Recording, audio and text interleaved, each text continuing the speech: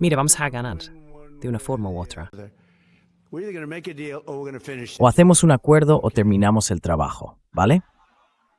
Hola a todos. Bienvenidos a esta edición especial de Última Hora de Daniel Davis Deep Dive. Puede que ya lo hayáis visto. El mando central acaba de confirmar de forma pública y oficial que Estados Unidos ha vuelto a atacar a Irán. Esta vez en represalia por al menos 2 petroleros distintos que fueron alcanzados hoy cuando intentaban eludir a las autoridades iraníes. Las autoridades iraníes se comunicaron varias veces con los barcos. Les dijeron, no paséis, no está autorizado. Pero los barcos intentaron forzar el paso de todos modos. Lo consiguieron e Irán atacó los buques. Esta tarde, el Departamento del Tesoro dio lo que parecía ser la primera reacción. Durante un tiempo, no estábamos seguros de si esa iba a ser realmente la respuesta.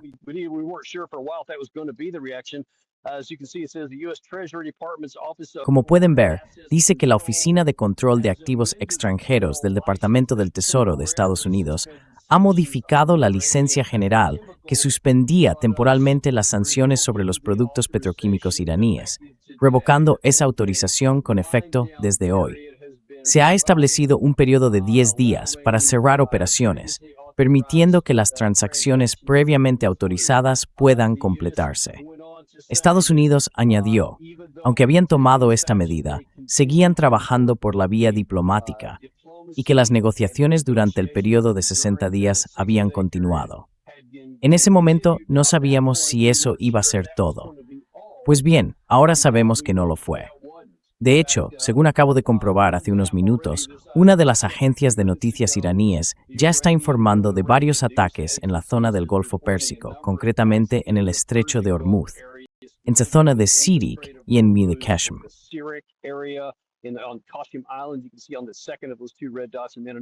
Podéis ver el segundo de esos 2 puntos rojos y luego otro más a la derecha. Así que no está del todo claro qué fue exactamente lo que se alcanzó.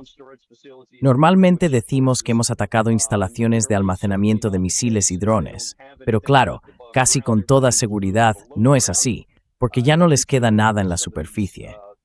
Todo se ha trasladado al subsuelo, como seguimos mostrando en algunas de las imágenes que tenemos. La gran pregunta que tenemos que hacernos, la que parece que la administración nunca plantea, es ¿y ahora qué? ¿Qué se espera conseguir? ¿Qué intentamos lograr con esto? No debería sorprender a nadie. Irán ha pasado por muchas confrontaciones con Estados Unidos.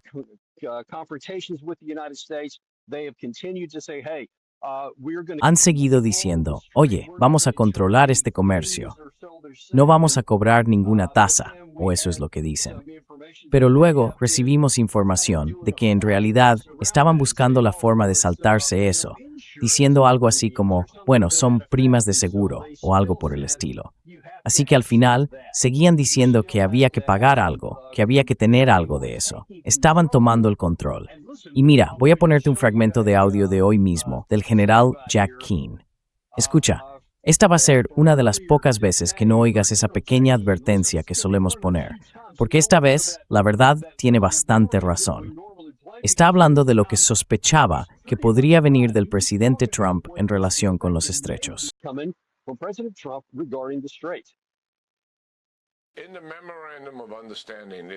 En el memorando de entendimiento, en realidad, solo había un acuerdo, y era que Irán abriría el Estrecho de Hormuz y que Estados Unidos levantaría el bloqueo estadounidense. Ese era el trato. Todo lo demás se pospuso para negociaciones posteriores, con un plazo de 60 días. ¿Y ha cumplido Irán con eso? En absoluto. Hemos visto en varias ocasiones que siguen manteniendo cierto control sobre el Estrecho de Hormuz, decidiendo por dónde pueden pasar los barcos, cuándo pueden hacerlo, y asegurándose de cobrar por ello mediante seguros, peajes, tasas o lo que sea.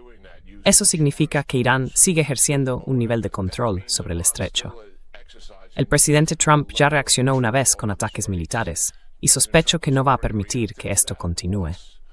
Este fue el primer punto en el que llegamos a un acuerdo, y ahora Irán está incumpliendo ese compromiso.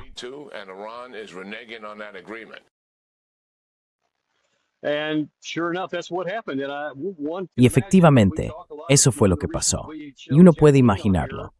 Hablamos mucho de eso, y una de las razones por las que solemos invitar aquí a Jack Keane es porque mantiene bastante comunicación con el presidente Trump. Y uno sospecha que probablemente cuando hizo esa declaración esta mañana en Fox, ya sabía lo que se avecinaba, ahora que ha ocurrido.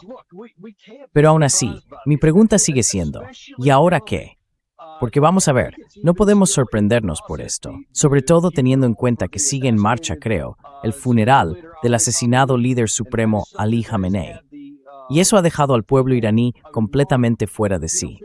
Están muy enfadados por lo ocurrido, se sienten muy seguros de sí mismos, exigen una represalia más dura contra Occidente y no están en absoluto dispuestos a aceptar nada que venga de Estados Unidos.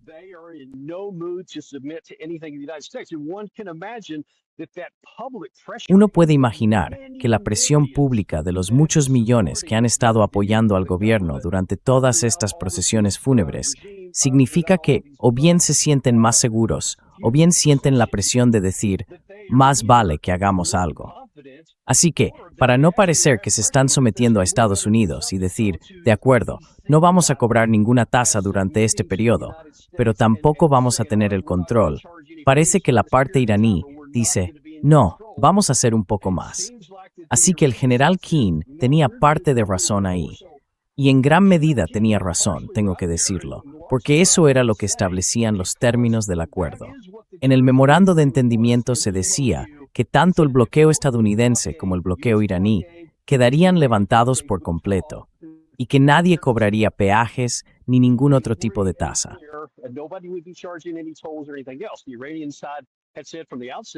La parte iraní había dicho desde el principio que iban a empezar a cobrar peajes a partir del día 61, pero ahora empieza a parecer que estaban tomando más control, sin duda, porque seguían diciendo que había dos corredores.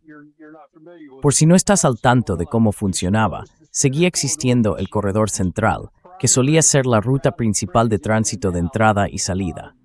Había mucha expectativa y se creía que esa zona seguía minada, aunque no está claro, así que nadie está usando ese corredor central. Luego hay uno que va pegado a la costa de Omán, al sur, y otro que va por la costa iraní, al norte. Ahora, la parte iraní tiene más tráfico, porque si haces un acuerdo con Irán, puedes pasar directamente por su territorio.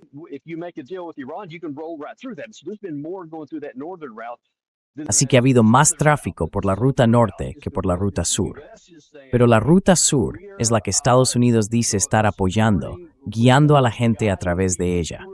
Hoy he visto un informe, no lo he podido confirmar, pero decía que algunos buques estadounidenses estaban transitando y escoltando embarcaciones por esa ruta sur. Y esa ruta sur es precisamente donde había barcos del lado iraní. Si estaban siendo escoltados o no, no tengo información sobre eso. Pero lo que sí sabemos es que fue en esa ruta sur, en el lado omaní, donde el lado iraní atacó. Y dejaron muy claro que aunque los términos del memorando de entendimiento decían que sería libre y seguro, no era libre y no era seguro.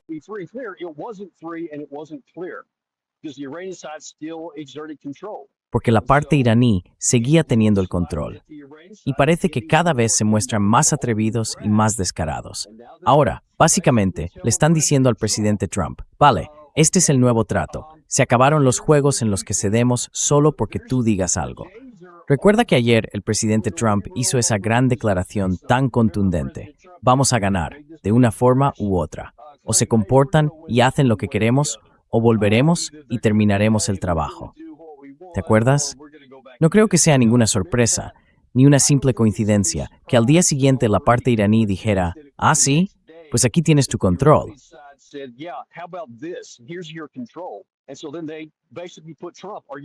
Así que básicamente pusieron a Trump en una situación de ¿vas a actuar o te vas a callar? Bien, pues ahora el presidente Trump se ha metido él solo en un aprieto con esa declaración tan atrevida. Pero claro, ahora prácticamente tiene que seguir adelante y tomar alguna acción militar. Ya ha atacado al lado iraní.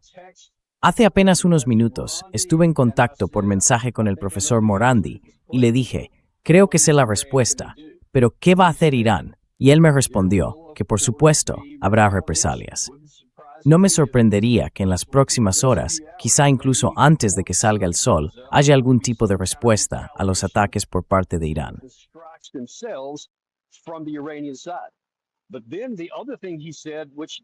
Pero luego dijo otra cosa, que la verdad no me sorprendió. No debería haberme sorprendido, pero demuestra lo volátil que está la situación. Dijo, seguimos teniendo el control sobre ese corredor sur, el que bordea la costa de Omán, y añadió que lo van a restringir aún más. Y ahí está mi pregunta para la administración. ¿Qué viene después? Porque mira, el lunes en nuestro programa tuvimos a Chris Martenson y él hablaba de los tiempos difíciles y de los problemas a corto plazo que se avecinan, ya que el estrecho solo estaba abierto más o menos en un tercio para la salida de petróleo y gas.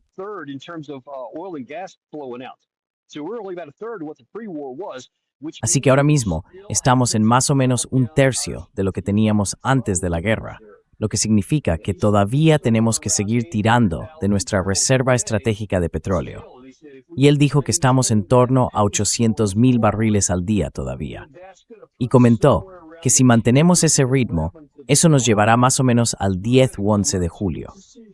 En ese momento tendremos que tomar una decisión, porque habremos usado toda la parte de la reserva estratégica, que es básicamente capacidad excedente. A partir de ahí, cualquier extracción adicional empezaría a afectar a los propios yacimientos. Podría causar daños en los depósitos y nos obligaría a sacar combustible de algunas de esas cavernas que no están completamente reacondicionadas.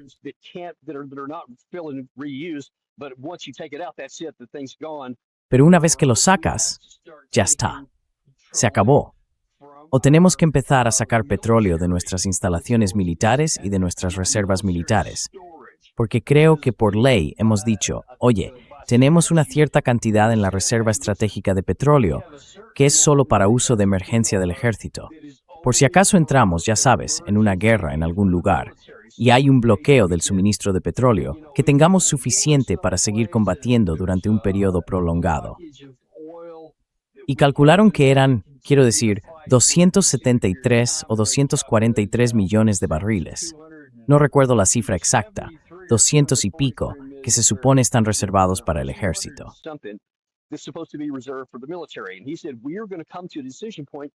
Y él dijo que vamos a llegar a un punto de decisión en cuestión de días, antes de que acabe esta semana, al ritmo actual de consumo, que o bien tendremos que empezar a usar nuestras reservas de emergencia del ejército, o tendremos que empezar a dañar nuestras instalaciones y nuestros tanques, o tendremos que dejar de venderlo.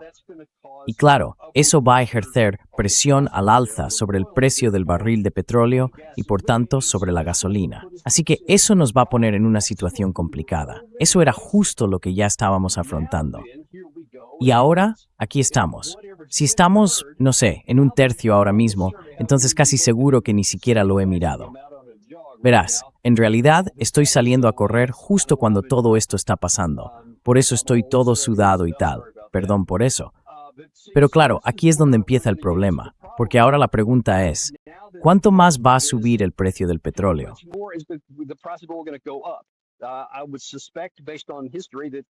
Yo sospecharía, basándome en la historia, que probablemente haya subido desde que ocurrieron estos ataques, a menos que ya sea después del cierre del mercado, en cuyo caso seguramente se notará al día siguiente por la mañana.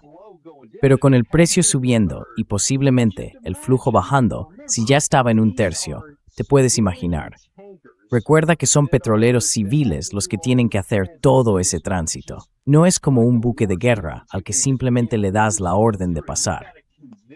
Hay que convencer a estas empresas civiles de que asuman el riesgo, con o sin seguro, para salir. Y cuando acabas de tener dos impactos, ¿quién va a ser el tercero en la fila que diga, vale, lo intentaré, cruzaré el corredor y a ver si me toca a mí?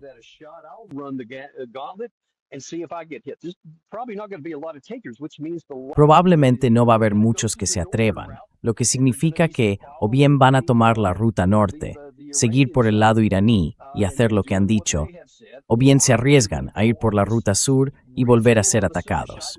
Y sinceramente, no creo que haya muchos dispuestos a hacerlo. Ese es el problema ahora, que casi con toda seguridad eso va a hacer que ese tercio se reduzca aún más, lo que a su vez va a aumentar la presión sobre la reserva estratégica de petróleo. Y eso es solo el problema a corto plazo. Pero la gran pregunta es, a partir de aquí, ¿qué hacemos? ¿Cuál es nuestra estrategia? Esto demuestra el plan.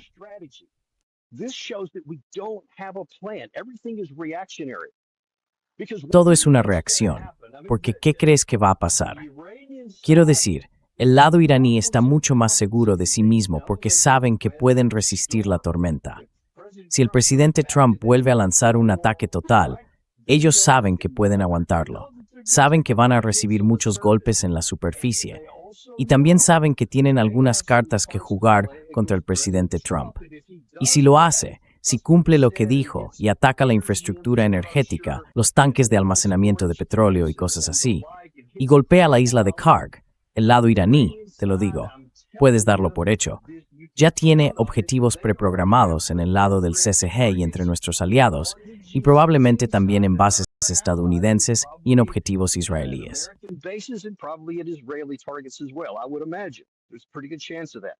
Imagino que hay bastantes probabilidades de que eso ocurra, que ellos respondan y ataquen esos mismos objetivos aquí. Y de nuevo, nuestra capacidad de defensa aérea no es tan buena, así que algo va a pasar. Solo tienen que lanzar suficiente volumen de fuego contra cada uno de esos objetivos y acabarán alcanzando lo que apunten. Y ahora, no solo tenemos un problema político, también tenemos un problema económico. Porque, a día de hoy, podríamos decisiones y volver a abrir el estrecho si quisiéramos. Si decidiéramos seguir ese camino, podríamos cambiar nuestras políticas y entonces ese flujo podría empezar a reabrirse.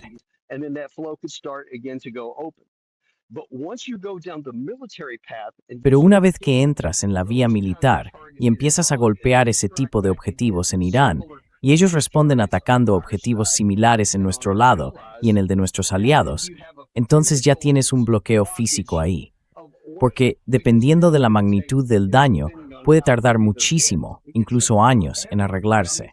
Casi puedo garantizar que acabaríamos entrando en algún tipo de depresión. Eso es lo que tenemos delante ahora mismo. Así que, ¿qué va a hacer el presidente Trump ahora?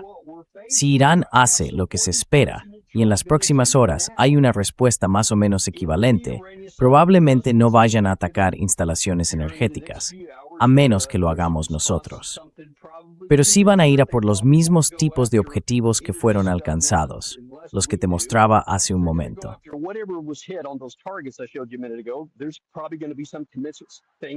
Probablemente haya algo equivalente de nuestro lado que también vaya a ser atacado.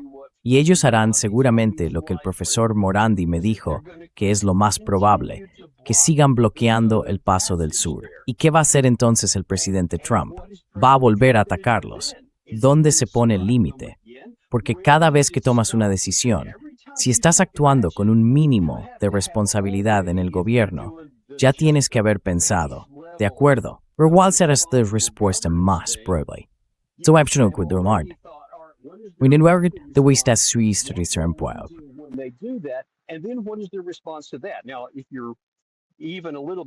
Ahora, si eres un poco mejor que eso, harías 3 o 4 movimientos más allá, pero no parece que lleguemos ni a uno más. Es como, ellos hicieron eso, pues yo reacciono al instante y les devuelvo algo. ¿Y qué vas a hacer si hacen lo que ahora parece que van a hacer? Entonces, ¿qué harás? Porque tienes tu economía de la que preocuparte. Tienes la nuestra. Sí, estoy viendo algunas imágenes ahí mismo. Vale, esas no son mías. A ver, esos son vehículos estadounidenses en Vanderbilt, si estoy leyendo bien la pantalla. Esto es algo bastante serio.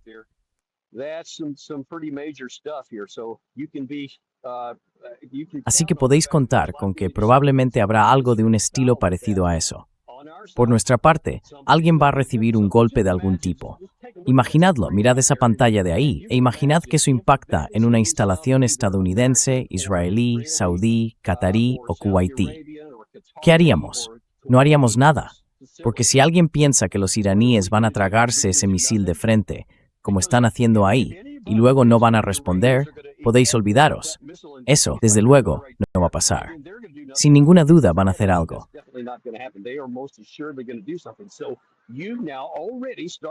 Así que ahora uno empieza a preguntarse, cuando eso le ocurra a una de nuestras instalaciones, ¿qué vamos a hacer? El presidente Trump se va a detener. Va a decir, de acuerdo, les golpeamos, ellos nos golpearon, estamos en paz, sigamos adelante. Sabes que la presión será inmediata para que haya otra respuesta y que sea aún más fuerte. Y bueno, Jack Keane, puedes contar con él. Es evidente que el presidente Trump le escucha. Sale en Fox News, así que eso ya lo dice todo. Pero además, habla mucho con él por teléfono. Así que probablemente le estará diciendo, como ha hecho desde el principio, que estaba en contra de ese memorando de entendimiento.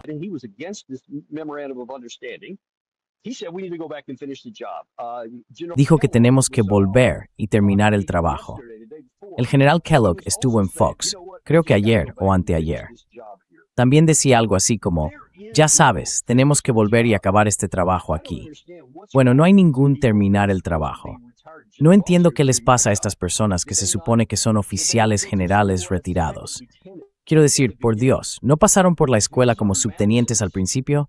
Son montañas, montañas de granito, contra las que intentamos durante 40 días destruir con fuego de largo alcance, y fracasamos. Y aún así, mantuvieron la capacidad de lanzar ataques con drones y misiles, y alcanzaron sus objetivos. Por eso decidimos aceptar el alto el fuego el 8 de abril y luego buscar el memorando de entendimiento para intentar resolver esto.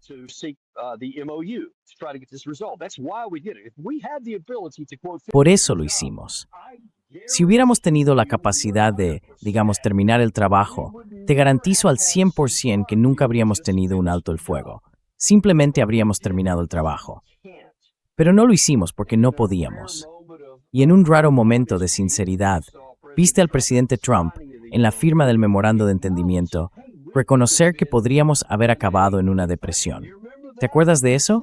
Dijo, nos quedan 4 semanas de la Reserva Estratégica de Petróleo. Eso fue lo que dijo cuando firmamos aquel acuerdo. Y ahora, aquí estamos, 2 semanas después, más o menos. No son exactamente 4 semanas, porque no se cerró del todo, así que algo seguimos sacando, pero solo es un tercio. ¿Entiendes lo que quiero decir? Estamos otra vez en la misma situación. Y si sigue por este camino, ¿qué va a hacer cuando se acaben esas 4 semanas o cuando se receda esa cantidad de petróleo?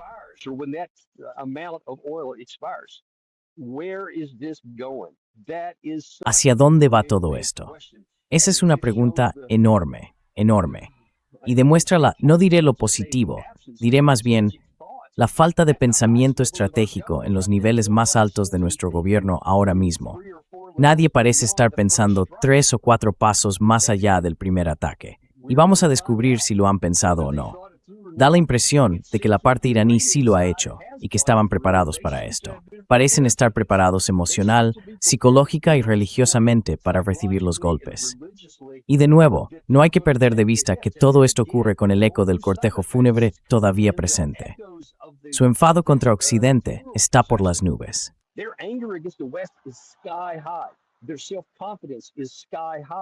Su confianza en sí mismos está por las nubes.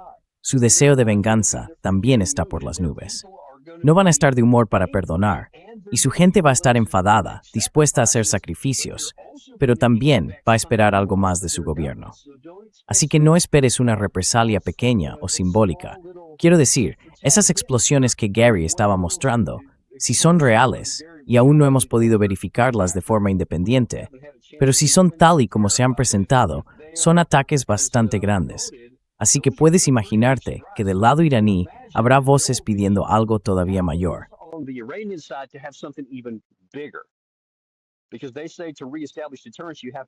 Porque dicen que para restablecer la disuasión hay que subir el nivel. Y ese es el gran problema. Esto podría no quedarse en un simple ojo por ojo, como ya hemos tenido en varias ocasiones, sino convertirse en un ataque mayor. Y entonces, ¿qué vas a hacer como respuesta? Podríamos entrar en una espiral de nuevo, incluso sin pensarlo, y volver a una guerra a gran escala en muy poco tiempo. Y te lo digo claramente, no estamos preparados para eso. No estamos preparados logísticamente. No tenemos los planes listos. Tengo mucha información de que muchas de nuestras fuerzas ya se habían replegado y que algunas órdenes de repliegue ya estaban sobre la mesa.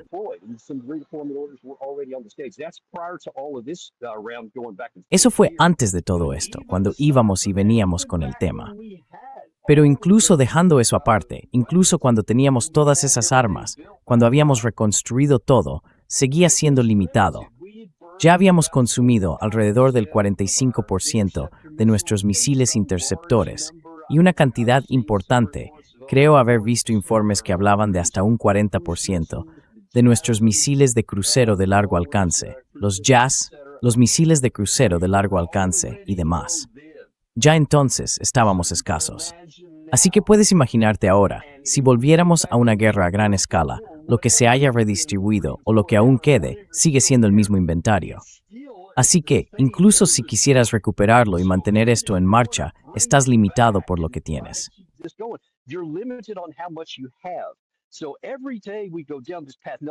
Así que, cada día que seguimos por este camino, no solo estamos poniendo en riesgo nuestra seguridad económica, también estamos poniendo en riesgo nuestra seguridad nacional, porque estamos agotando los misiles ofensivos y defensivos que tenemos. Y si al presidente le da un ataque de ira, si se deja llevar por la arrogancia y el orgullo y dice, sí, pues no van a hacerme eso a mí, voy a responderles, y empieza a lanzar misiles una y otra vez, las montañas siguen ahí. Las montañas siguen siendo de granito, no van a ceder, van a mantener su capacidad, van a resistir. Incluso si golpea toda la infraestructura energética, todo ese tipo de objetivos, y causa un daño enorme y una gran pérdida de vidas en el lado iraní, no puede.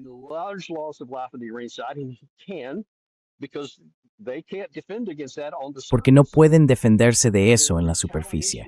La represalia será considerable. La reducción y el deterioro de nuestra capacidad de seguridad nacional en todos los ámbitos desaparecerán. Hoy, en nuestro programa, escuchaste a Doug McGregor hablar de algunos informes que dicen que tenemos más tubos de lanzamiento para misiles que misiles para poner en ellos. Un tubo de lanzamiento en una batería Patriot o en una plataforma de lanzamiento de misiles de crucero Tomahawk no sirve de nada si no tienes los misiles que van dentro. Son como pisapapeles. ¿Entiendes lo que quiero decir? Esa es la situación en la que estamos ahora mismo. Y esas son las cosas que el presidente ya debería haber considerado, por eso yo insistía tanto desde el principio.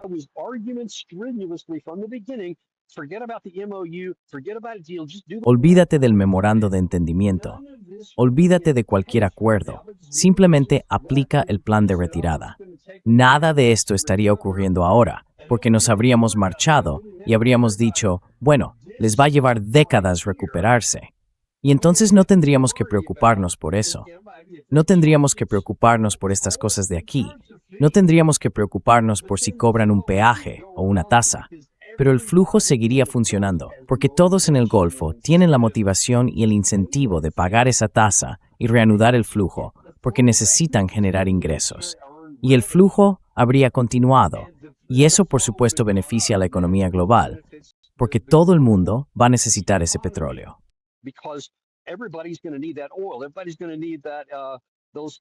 Todo el mundo va a tener que enfrentarse a esas policrisis de las que hablaba Chris Martenson, los fertilizantes, el helio, el azufre y todos esos otros derivados. Todo eso sigue siendo un problema. Y ahora va a ser un problema aún mayor. Nada de eso habría pasado si hubiéramos aplicado el plan de retirada. Probablemente ya sea demasiado tarde para hacerlo, porque él inició el ciclo en el que los golpeó primero. Y desde luego, ellos van a responder de alguna manera. Y si hacen lo que el profesor Morandi dice que sospecha, y siguen controlando la ruta sur en los estrechos, entonces el farol del presidente Trump volverá a quedar al descubierto.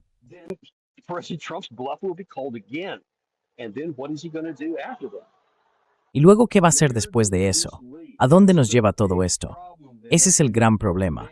Y oye, el presidente Trump tiene que resolverlo muy rápido, o vamos a meternos de lleno en una recesión, incluso en una depresión, y poner en riesgo nuestra seguridad nacional. Que Dios nos ayude si a los rusos se les ocurre que ahora es un buen momento para lanzar esos ataques de los que llevan tiempo hablando en Europa. Porque ¿quién va a responder? ¿Quién va a tener posiciones defensivas? Nadie, porque no vamos a tener misiles para eso. De eso estamos hablando. Es un asunto global, no solo lo que está pasando en el estrecho de Hormuz.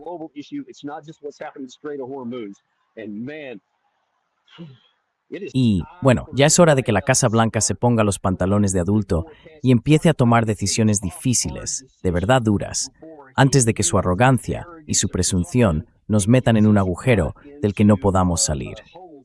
Eso es lo que está en juego ahora mismo. Bueno, eso es todo lo que tengo por ahora, amigos. Perdón otra vez, estoy todo sudado después de esta carrera. Quería poneros al día con lo que tenemos, porque es una noticia de última hora. Por supuesto, seguiremos atentos y en cuanto sepamos algo sobre posibles ataques iraníes y lo que hayan alcanzado, os lo contaremos a primera hora de la mañana. Así que espero veros entonces. Muchas gracias y nos vemos en el próximo episodio de Daniel Davies Deep Dive. Sabes, no tenemos patrocinadores porque odiamos bombardearte con anuncios. No me caen bien, así que demuéstrame un poco de cariño. Suscríbete, dale a me gusta y mándaselo a alguien a quien aprecies.